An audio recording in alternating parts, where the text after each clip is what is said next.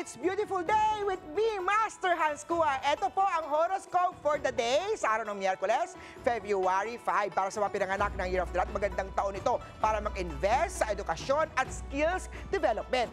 Blue at 9. Sa Oksamana, maging matagumpay kung magtitiwala sa iyong kakayahan. Kaya mo yan. Green at 7. Sa Tiger naman, maganda ang pasok ng pera mula sa personal na job. Red at 3. Sa Rabbit naman, mag-ingat sa miscommunication. Maaaring magdulot yan ng delay. Orange at 5. Dragon naman tayo, mag-ingat sa overspending tuwing may okasyon.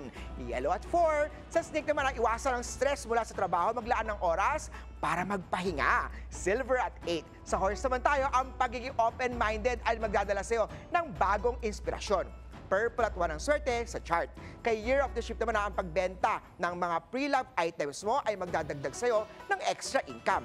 Gray at 6. Sa Monkey naman ang pagiging pasensyaso mo o patience ay magdadala ng magandang harmony sa iyong love life. Blue at 3. Sa Rooster naman, magandang panahon ito para mag-focus sa personal growth. Sa Dog naman tayo, magiging mas romantic sa tulong ng simpleng pero meaningful effort. Gold at 7.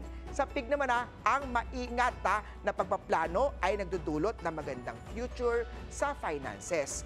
Purple at 3. Muli po paalala lang, ito po ay patnubay lamang. Ang tunay na swerte ay nagsisimula sa pagiging totoo nyo. Ako po, si Master Hans Kua.